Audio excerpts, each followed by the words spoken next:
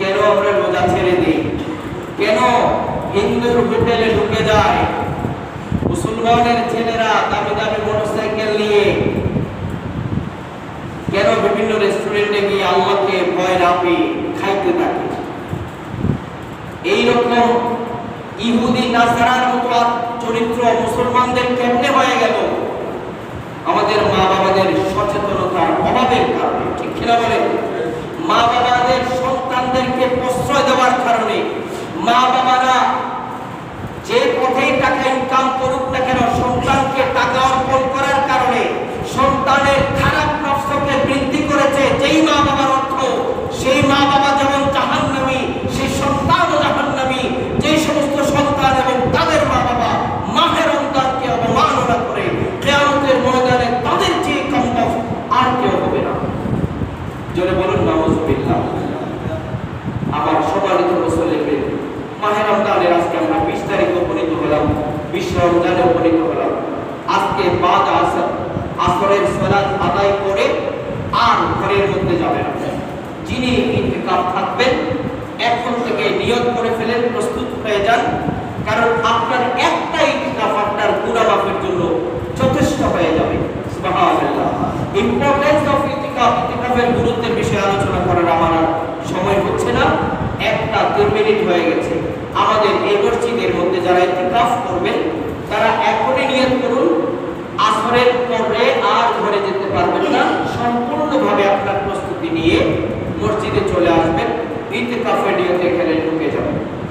2 নম্বর কথা হচ্ছে, আমার মাইকের আওয়াজ যতদূর যাচ্ছে আমি সকলের খেদমত অনুরোধ জানাচ্ছি, আমরা আস্তে আস্তে মাহে রমজানের শেষের দিকে চলে যাচ্ছি। আপনারা মসজিদে যারা দায়িত্বশীল মানুষ আছেন তাদের সাথে যোগাযোগ করে আমাদের কোরআনের পাখিগুলোর হাদিয়ার ব্যবস্থা করুন। আর বাকি কথাগুলো আমার কমিটির মানুষ বলবে, আমি শুধু এইটুকু বলবো যে আপনাদের অন্তরটাকে আল্লাহর রাস্তায় বিলিয়ে দিন। দুনিয়ার হায়াতটা খুবই অল্প, আপনি তখনই বুঝবেন যখন সাকারাতে পড়ে যাবেন, তখন আর বুঝার কোনো মূল্য নেই। তওবা শক্তি থাকতে করুন, ওই পুরো প্রত্যুষ জয়নে তওবা নগর চলুন, এর থেকে আরো যে তওবা করুন, এত আজরাইল দেই ফেলাই, ঠিক কিনা হও না? মৃত্যুর কষ্ট শুধু আপনাদের জন্য, হুজুরদের জন্য না, এরকম না, মৃত্যু যন্ত্রণা সবার জন্য, সবাইকে মৃত্যুর স্বাদ গ্রহণ করতে হবে। এটা কঠিন একটা বিষয়, এটা মারাত্মক কঠিন একটা বিষয়, এই জন্য প্রস্তুত থাকতে হবে।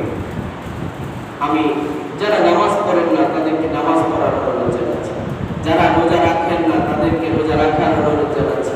তওবার দরজা এখনো বন্ধ হয়নি, তওবার দরজা সেদিন বন্ধ হবে যেদিন দাব্বাতুল আরদ হবে, সূর্য পশ্চিম দিকে উঠে যাবে, ঠিক কিনা বলেন?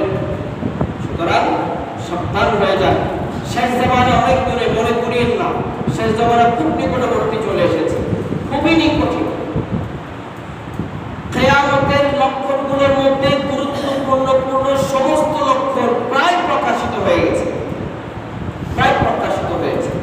বেহায়াপনা এত বেশি বেড়ে গেছে, বেশ্যাবৃত্তি এত বেশি বেড়ে গেছে, বলাৎকার এত বেশি বেড়ে গেছে, জেনা ব্যভিচার এত বেশি বেড়ে গেছে, এত বেশি too much. It's now unlimited, এর কোনো লিমিটেশন নাই।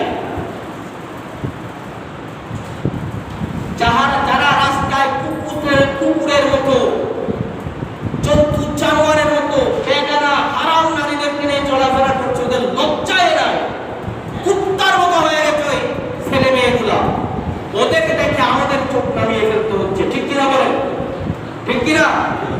মুরব্বীদেরকে মানছে না, মুরব্বীদের সম্মান করছে না, জ্ঞানী ব্যক্তিদের সমালোচনা করছে। আমি কি ভুল বলেছি? এগুলো সব কিয়ামতের আলামত। অযোগ্য ব্যক্তিরা দেশ শাসন করবে, অসভ্য ব্যক্তিরা দেশ শাসন করবে, ঠিক কিনা বলেন? আসে নাই? খুব মনোযোগ সহকারে দেখলে হয়তো আপনাদের এলাকায় নাই, অনেক জায়গায় আছে এমন ব্যক্তি সমাজের বিচারক হয়েছে, যেই ব্যক্তি এক সময় সমাজের সবচেয়ে নিচু শ্রেণীতে বসবাস করে, ঠিক কিনা বলেন? এগুলো কিয়ামতের বড় বড় আলামত। তাদের থেকে কখনো আপনারা ইনসাফ পাবেন না। ইনসাফ যেদিন চলে যাবে সেদিন কিয়ামত হবে। সুতরাং নবী বিদ্বেষী বেড়ে গেছে, নবী বিদ্বেষী, আল্লাহ প্রেমিক বেড়ে গেছে, নবী বিদ্বেষীও বেড়ে গেছে, কিনা বলেন? নবীর বিদ্বেষ হলে সেখানে আল্লাহ গজব দিয়ে পুরো এলাকা ধ্বংস করে দেন। আর সামুদ জাতিকে আল্লাহ ধ্বংস করেছেন, তারা তাদের নবীর সাথে বেয়াদবি করেছে বলে, ঠিক কিনা বলেন না? সাবধান হয়ে যান, নামাজ ছাড়িয়েন না, একটা রোজাও ছাড়িয়েন না, ইতিকাফ ছাড়িয়েন না। সমাজের মধ্যে যারা ইতিকাফ থাকবে বাকি রোজাদারদের দায়িত্ব হচ্ছে তাদের খোঁজ খবর নেওয়া, কি খাচ্ছে, সুস্থ আছে কিনা, অসুস্থ আছে কিনা, চিকিৎসা দিতে হবে কিনা, এ আমাদের সবার দায়িত্ব। ইনশাআল্লাহ আমরা পালন করবো তো ইনশাআল্লাহ। আল্লাহ আমাদেরকে বুঝবার